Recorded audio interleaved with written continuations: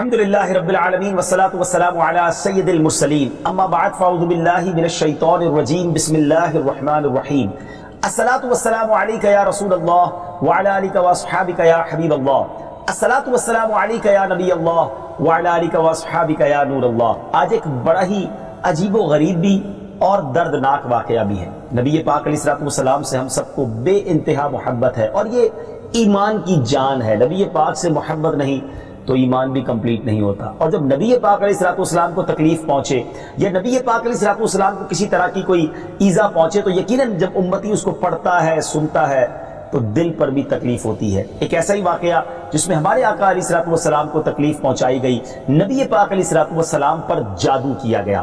ناظرین، آج یہ واقعہ ہم سنیں گے اور یہ قرآنی واقعہ ہے اور اس کے ذریعے بہت ساری باتیں بھی سنیں گے۔ جادو کے بارے میں بڑے مسکنسیپشن ہیں لوگوں کے ذہنوں میں، اور سمجھتے ہیں کہ جادو توڑ کرنے کے لیے بڑے عجیب و غریب عمل کرنے پڑیں گے، بڑے گناہوں والے کام کرنے پڑیں گے، اللہ کی ناراضگی والے کام بھی لوگ کرنے کے لیے تیار ہو جاتے ہیں، حرام اور ناجائز کام کرنے کے لیے تیار ہو جاتے ہیں اور سمجھتے ہیں کہ اس سے جادو سے بچا جا سکے گا۔ البتہ جادو کروانے کے لیے بھی لوگ بڑے ہی ناجائز اور حرام کام کرتے ہیں جو کہ جہنم میں لے جانے والے کام ہوتے ہیں۔ اللہ مجھے اور آپ کو ہمیشہ جادو ٹونے آصف سے محفوظ رکھے، ہر قسم کی بلاؤں سے محفوظ رکھے، اور آج قرآن کے ذریعے سمجھیں گے کہ جادو کا علاج کیا ہے، جادو ہو جائے تو بچا کیسے جا سکتا ہے، اور نبی پاک علیہ الصلوۃ والسلام پر جب جادو ہوا تھا، جادو کرنے کی کوشش کی گئی تھی، اس کا نتیجہ کیا نکلا۔ ناظرین، توجہ کے ساتھ آپ نے سلسلے میں شامل رہنا ہے۔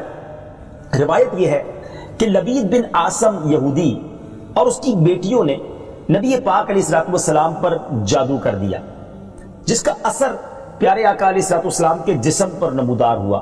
طبیعت شریف جو ہے وہ کچھ ناساز ہونے لگی، آپ کے قلب، آپ کی عقل مبارک اور آپ کے اعتقادات پر کوئی اثر نہ ہوا، صحت مبارک پر تھوڑا سا اثر ہوا۔ چند روز بعد حضرت جبریل امین بارگاہ رسالت میں حاضر ہوئے اور عرض کی، یا رسول اللہ صلی اللہ علیہ وسلم، ایک یہودی نے آپ صلی اللہ علیہ وسلم پر جادو کر دیا ہے، اور جادو کا جو سامان ہے وہ فلاں کنویں میں ایک پتھر کے نیچے دبا ہوا ہے۔ سرور کائنات علیہ الصلوۃ والسلام نے حضرت علی مولا کائنات شیر خدا کرم اللہ تعالی وجہ الکریم کو بھیجا۔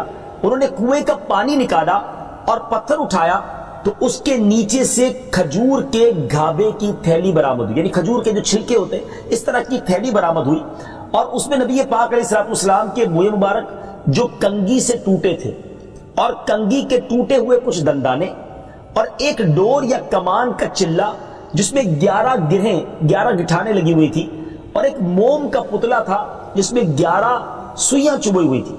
یہ سب سامان پتھر کے نیچے سے نکلا، اور یہ مولا علی کرم اللہ تعالی وجہ الکریم یہ سارا سامان لے کر نبی پاک علیہ الصلوۃ والسلام کی بارگاہ میں آ گئے۔ اس کے بعد سبحان اللہ، اب اس کا توڑ کیسے آیا، اس کا علاج کیسے ہوا، اس کا حل کیا نکلا؟ جبریل امین اللہ تبارک و تعالیٰ کی بارگاہ سے سورہ فلق اور سورہ ناس لے کر حاضر ہوئے، یعنی اب جو سورہ فلق اور سورہ ناس ہے وہ نازل ہوئیں، اور ان دونوں صورتوں کو ملائیں تو ناظرین اس میں 11 آیتیں ہیں۔ ہر ایک آیت کے پڑھنے سے ایک ایک گرہ کھلتی جاتی تھی، یہاں تک کہ سب گرہیں کھل گئیں اور پیارے آقا علیہ الصلوۃ والسلام بالکل شفا یاب ہو گئے۔ سبحان اللہ، سبحان اللہ۔ ناظرین، اب اس واقعے سے بہت ساری باتیں میں نے اور آپ نے سیکھنی ہیں۔ پہلی بات یہ ہے کہ یہ بخاری شریف میں ہے کہ پیارے آقا علیہ الصلوۃ والسلام جب بستر شریف پر تشریف لاتے تو اپنے دونوں ہاتھوں پر دم کرتے اور اپنے سر سے پاؤں تک پورے جسم پر اپنے ہاتھوں کو پھیرایا کرتے، جہاں تک دست مبارک پہنچ سکتے یہ عمل 3 مرتبہ فرماتے، یعنی نبی پاک علیہ الصلوۃ والسلام ان دونوں صورتوں کا اپنے اوپر بھی دم کیا کرتے۔ اور ایک اور جگہ پر بھی یہ ہے، حدیث عائشہ رضی اللہ تعالیٰ عنہ میں ہے کہ جب نبی پاک علیہ الصلوۃ والسلام کے گھر والوں میں سے کوئی بیمار ہوتا تو آپ علیہ الصلوۃ والسلام ان دونوں صورتوں کو پڑھ کر اس پر دم فرمایا کرتے تھے۔ تو یہ نبی پاک کے معمول میں تھا۔ تو آج اگر ہم میں بھی کوئی بیمار ہو جائے، فیملی میں کوئی بیمار ہو جائے، اپنے آپ کو من آفتوں سے بچانا چاہتے ہیں تو اول آخر 3 بار درود پاک پڑھیں، سورہ فلق اور سورہ ناس کی تلاوت کریں، اپنے ہاتھوں پر دم کر کے اپنے جسم پر پھیر لیں، کسی مریض پر دم کر دیں، انشاءاللہ اس کی برکت ملے گی۔ یہاں ایک اور مسئلہ بھی سیکھنے کو ملے گا کہ تعویذات اور عملیات میں جس میں کوئی لفظ کفر و شرک کا نہ ہو وہ جائز ہے۔ اسی طرح گنڈے بنانا اور ان پر گرہیں لگا کر آیات قرآن اور اسماء الہیہ پڑھ کر پھونک مارنا بھی جائز ہے، یعنی تعویذات اگر شرک سے پاک ہیں، اگر کفریہ کلمات سے پاک ہیں تو وہ کرنے میں کوئی حرج نہیں، وظائف کرنے میں کوئی حرج نہیں، یہ قرآن و حدیث سے ثابت ہے اور آپ نے یہ سنا۔ ناظرین سیکھنے کو کیا مل رہا ہے؟ خلاصہ یہ ہوا کہ سورہ فلق یعنی قل اعوذ برب الفلق اور قل اعوذ برب الناس، یہ دونوں صورتیں جن اور شیاطین، نظر بد اور آسیب اور تمام امراض خصوصاً جادو ٹونے کا مجرب علاج ہیں۔ ان کو لکھ کر تعویذ بنائیں، گلے میں پہنائیں اور ان کو بار بار پڑھ کر مریض پر دم کریں اور کھانے اور پانی اور دواؤں پر پڑھ کر پھونک دیں اور پھر مریض کو کھانا وغیرہ کھلائیں، انشاءاللہ عز و جل ہر مرض اور بالخصوص جادو ٹونا دفع ہو جائے گا، مریض شفا یاب ہو جائے گا۔ اسی طرح قرآن مجید کی دوسری تمام صورتوں کی خصوصی خواص ہیں جن کو بہت خوبصورت کتاب جنتی زیور ہے اس میں بھی آپ پڑھ سکتے ہیں ناظرین۔ اسی طرح ہمیں چاہیے کہ قرآن پاک کی تلاوت کرتے رہیں، قرآن پاک کی ہر حرف میں شفا ہے، برکتیں ہیں، اور آج خاص طور پہ ہمارے ناظرین کو گویا وظیفہ، قرآنی وظیفہ مل رہا ہے۔ بہت سارے ناظرین یہ گزارش کرتے ہیں کہ ہمیں کوئی وظیفہ بتایا جائے، تو دیکھیں آج تو قرآن کے ذریعے، اور وہ وظیفہ جو نبی پاک کو رب کی طرف سے عطا ہوا، پیارے آقا علیہ الصلوۃ والسلام کو بھی شفا نصیب ہوئی، تو ہمیں ضرور اس کو اپنانا چاہیے۔ ناظرین اس سے پہلے کہ میں مزید اس معاملے میں آگے بڑھوں، میں چاہتا ہوں کہ دونوں صورتوں کی تلاوت اور اس کا ترجمہ پہلے سن لیتے ہیں اور پھر مزید اس بارے میں بات کرتے ہیں کہ اس حیرت انگیز واقعے سے مجھے اور آپ کو مزید کیا سیکھنے کو ملتا ہے۔ پہلے سورہ فلق کی تلاوت ہوگی، سورہ ناس کی تلاوت ہوگی۔ میں یہاں ایک اور بات بھی کہنا چاہوں گا، کچھ لوگ یہ کہتے ہیں جناب ہم وظیفہ کرتے ہیں اثر نہیں ہوتا، برکت نہیں ملتی۔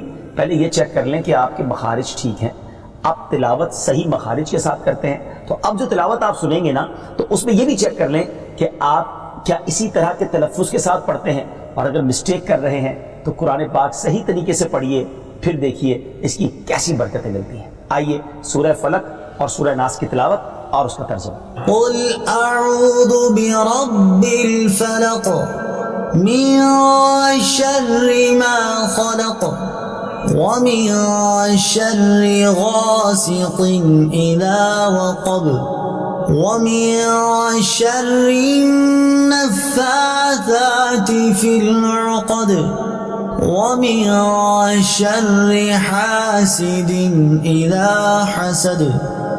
تم فرماؤ میں اس کی پناہ لیتا ہوں جو صبح کا پیدا کرنے والا ہے، اس کی سب مخلوق کے شر سے، اور اندھیری ڈالنے والے کے شر سے جب وہ ڈوبے، اور ان عورتوں کے شر سے جو گروہ میں پھونکتی ہیں، اور حسد والے کے شر سے جب وہ مجھ سے جلے۔ قل اعوذ برب الناس ملک الناس الہ الناس من شر الوسواس الخناس الذي يوسوس في صدور الناس من الجنة والناس۔ تم کہو میں اس کی پناہ میں آیا جو سب لوگوں کا رب، سب لوگوں کا بادشاہ، سب لوگوں کا خدا، اس کے شر سے جو دل میں برے خطرے ڈالے اور دبک رہے، وہ جو لوگوں کے دلوں میں وسوسے ڈالتے ہیں، جن اور آدمی۔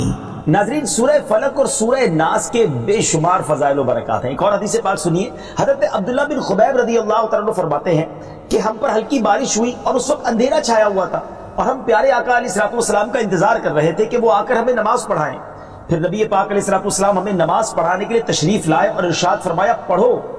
میں نے عرض کی کیا پڑھوں؟ ارشاد فرمایا صبح و شام 3 بار قل هو اللہ احد، قل اعوذ برب الفلق اور قل اعوذ برب الناس پڑھو، ان کی تلاوت کرنا تمہیں ہر بری چیز سے بچائے گا۔ چلیں ایک اور وظیفہ مل گیا، سورہ اخلاص کو بھی شامل کر لیں، تو صبح و شام پڑھیں تو انشاءاللہ بری آفتوں سے، مصیبتوں سے، جادو ٹونے سے، آسیب سے، ان طرح کی بلاؤں سے انشاءاللہ محفوظ رہیں گے۔ ناظرین یہاں کچھ مسائل بھی سیکھ لیتے ہیں۔ حضرت اسماء بنت امیس رضی اللہ تعالیٰ عنہ نے عرض کی یا رسول اللہ صلی اللہ تعالیٰ علیہ وسلم، جعفر کے بچوں کو جلد نظر ہوتی ہے، کیا مجھے اجازت ہے کہ ان کے لیے عمل کروں؟ نبی پاک علیہ الصلوۃ والسلام نے اجازت عطا فرمائی۔ تو سیکھنے کو یہ ملا کہ تعویذ اور عملیات جن میں کفر و شرک نہ ہو، کوئی کلمہ ناجائز نہ ہو، تو اس میں جو ہے وہ تعویذ کرنا، عمل کرنا جائز ہے، اور خاص کر وہ عمل جو آیات قرآنیہ سے کیے جائیں یا احادیث میں وارد ہوئے ہوں۔ اسی طرح چند مسائل بھی سیکھنے کو ملے۔ یہ دونوں صورتیں جو ہیں ان کے شان نزول سے ہمیں معلومات کیا ملتی ہیں۔ نمبر ایک، جادو اور اس کی تاثیر حق ہے۔ کچھ لوگ جادو کا انکار کر دیتے ہیں، یہ درست نہیں ہے۔ جادو اور اس کی تاثیر حق ہے، کیونکہ قرآن میں اس کا ذکر ہے اور نبی پاک علیہ الصلوۃ والسلام پر بھی آپ کی صحت مبارک پر اس کا اثر ہوا۔ نمبر دو، نبی کے جسم پر جادو کا اثر ہو سکتا ہے، جیسے تلوار، تیر اور نیزے کا بھی اثر ہوتا ہے۔ یہ شان نبوت کے خلاف نہیں ہے۔ ہاں، ایسا اثر نہیں ہو سکتا کہ جس سے نبوت کے متعلقہ امور میں خلل آ جائے۔ حضرت موسیٰ علیہ السلام کے مقابلے میں جادوگر بالآخر اس لیے فیل ہوئے کیونکہ وہاں جادو سے معجزے کا مقابلہ تھا، ورنہ حضرت موسیٰ علیہ السلام کے خیال پر بھی اس جادو نے اثر کیا کہ ان کو خیال ہوا کہ یہ لاٹھیاں رسیاں چل رہی ہیں۔ نبی کریم علیہ السلام کے خیال پر بھی اسی طرح یہی اثر ہوا تھا۔ نمبر تین، جادو کو دور کرنے میں سورہ فلق اور سورہ ناس کو خصوصی تاثیر حاصل ہے۔ نمبر چار، جادو، ٹونے اور عملیات اور اثرات اور بیماریوں کو ختم کرنے کے لیے قرآن پاک کی صورتوں اور آیتوں کو استعمال کیا جا سکتا ہے، اور بخاری شریف میں سورہ فاتحہ کو اس مقصد کے لیے استعمال کرنے کا بیان موجود ہے۔ تو سورہ فاتحہ کو سورہ شفا بھی کہا جاتا ہے، تو یہ بھی شفا کے لیے بڑا مجرب اور بڑا پیارا وظیفہ ہے۔ ناظرین، یہ چند باتیں تو ہم نے اس واقعے کے متعلق سیکھی، سورہ فلق اور سورہ ناس کے کچھ فضائل بھی سنے۔ میں یہاں ایک اور بات بھی کرنا چاہتا ہوں کہ آج کل پرابلم یہ ہو گیا ہے کہ اتنے عاملین آ گئے ہیں، اتنے عمل کرنے والے لوگ آ گئے ہیں، اتنے بورڈ ہمارے شہروں اور وطن میں لگ جاتے ہیں کہ ایسا لگتا ہے دوسرے آدمی پہ جن ہے یا اس پہ جادو ہو گیا ہے۔ خدا را جھوٹے عاملین سے اپنے آپ کو بچائیے۔ اگر جینے کی تمنا ہے تو کچھ پہچان پیدا کر۔ لوگوں کے گھر بک جاتے ہیں، لوگوں کی عزتیں پامال ہو جاتی ہیں، عجیب ماحول ہو گیا ہے۔ کچھ بد نصیب تو وہ ہیں جو کسی کو تباہ کرنے کے لیے جادو کروانے جاتے ہیں اور ہزاروں لاکھوں روپے خرچ کرتے ہیں، اور پھر بیچارے کچھ جب بیمار ہو جاتے ہیں تو اپنا بعض اوقات ڈاکٹری مسئلہ ہوتا ہے اور وہ بھی کسی عامل کے ہتھے چڑھ جاتے ہیں، اور وہ کہتا ہے جناب آپ کے گھر میں بہت برا عمل ہوا ہے، فلاں جگہ کوئی چیز دبی ہوئی ہے، اور اس کو اب سنبھالنے کے لیے، اس کو نکالنے کے لیے اتنے بکرے چاہیے، اتنے مرغے چاہیے، اتنے انڈے چاہیے، قبرستان میں یہ عمل کرنا ہوگا، اور پھر غریب آدمی اپنی چیزوں کو بیچ کر ہزاروں لاکھوں روپے دے دیتے ہیں اور خاندان کے خاندان ٹوٹ جاتے ہیں۔ ایسا نہ کریں، پلیز ایسا نہ کریں۔ بلکہ میں تو ان عاملین سے بھی گزارش کروں گا کہ حلال روزی کی طرف آئیں۔ دعوت اسلامی نے بڑا شاندار ایک انداز اختیار کیا، اللہ سلامت رکھے دعوت اسلامی کے مدنی ماحول کو۔ ناظرین، آپ سوچ رہے ہوں گے کہ پھر ہماری بیماریوں کے لیے ہم تعویذ کس سے لیں، ہم یہ وظائف کہاں سے لیں؟ آپ کی دعوت اسلامی ہے نا۔ الحمدللہ دعوت اسلامی کا ایک شعبہ ہے جس کا نام ہی مکتوبات و تعویذات عطاریہ ہے۔ اس میں آپ کو بغیر کسی فیس کے، جی ہاں بغیر کسی فیس کے، لاکھوں لاکھ تعویذ ہر مہینے ناظرین یہاں سے دیے جاتے ہیں، پوسٹ بھی کیے جاتے ہیں، کوریئر بھی کیے جاتے ہیں، اس کی بھی کوئی فیس نہیں لی جاتی۔ تو یہ تعویذات آپ دعوت اسلامی کے مرکز سے رابطہ کر کے لے لیجئے۔ آن لائن تعویذات کی سروس بھی موجود ہے۔ حالانکہ دعوت اسلامی کا اس ڈپارٹمنٹ پر لاکھوں کروڑوں روپے خرچ ہو رہا ہے، مگر اس لیے اس کو فری رکھا ہے تاکہ امت کے لیے آسانی ہو، دکھیاری امت جو ہے ان کے مسائل حل ہو جائیں، نہ جانے کس کی دعا لگ جائے اور ہمارا بیڑا پار ہو جائے۔ ہاں، اس میں یہ ضرور میں کہوں گا کہ وہ لوگ جو یہ پروگرام دیکھ رہے ہیں اور ان کو لگتا ہے کہ میں اس شعبے کو سپورٹ کروں، دعوت اسلامی جس شعبے میں خرچ کر رہی ہے اور نہ جانے کتنے دکھیارے مسلمانوں کی دعائیں لے رہی ہے، تو اگر آپ دعوت اسلامی کے شعبہ تعویذات عطاریہ میں سپورٹ کرنا چاہتے ہیں، اپنا ڈونیشن دینا چاہتے ہیں، تو بھی ہم سے رابطہ کر لیجئے۔ لیکن پلیز ان جھوٹے عاملوں سے اپنے آپ کو بچائیے۔ اور مجھے جو ناظرین سن رہے ہیں، ہر بندے پر جادو نہیں ہوتا، ہر بندے پر جن نہیں آ جاتا، ہر بات میں وسوسہ نہ لایا کریں، وظائف پڑھ لیا کریں۔ صبح شام یہ وظیفہ ہمیں نبی پاک نے دے دیا ہے، صبح گھر سے پڑھ کر نکلے، شام گھر پر آ کر سونے سے پہلے پڑھ لے، آیت الکرسی سونے سے پہلے پڑھ لے، اللہ نے چاہا خیر آپ کا مقدر رہے گی۔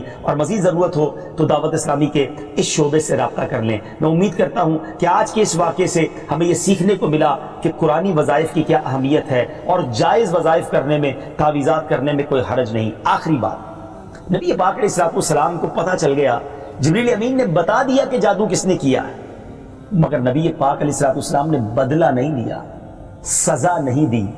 اس لبید بن عاصم کو، اس کی جو بچیاں تھیں، جو بھی لوگ تھے جادو کرنے والے، سب کو معاف کر دیا۔ اللہ اکبر!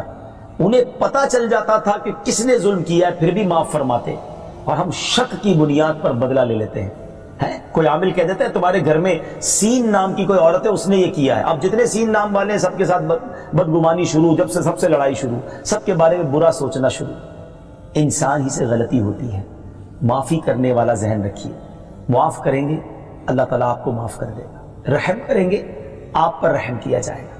اللہ مجھے اور آپ کو نبی پاک علیہ الصلوۃ والسلام کی اس مبارک سیرت سے سیکھنا نصیب فرمائے کہ اگر کسی سے غلطی ہو بھی گئی ہے, کسی نے ہمارا برا چاہا بھی ہے اور پتہ بھی چل گیا ہے, تو معاف کرنا اللہ کو بڑا پسند ہے. مشکل ضرور ہے, دل چاہتا ہے میں بھی بدلہ لوں, لیکن مزہ بھی تو یہی ہے نا کہ دل چاہ بھی رہا ہے, غلط بھی کیا ہے سامنے والے نے اور میں بدلہ لے بھی سکتا ہوں, پھر بھی اللہ کی رضا کے لیے معاف کر دیں اور اس نیت سے معاف کریں میرے مالک میں تیرے بندے کو معاف کر رہا ہوں, تو مجھ گناہگار کو معاف فرما دے. اللہ کریم ضرور کرم فرمائے اور یہی اسلام کی خوبصورتی ہے. اللہ مجھے اور آپ کو معافی اور درگزر کا ذہن نصیب فرمائے.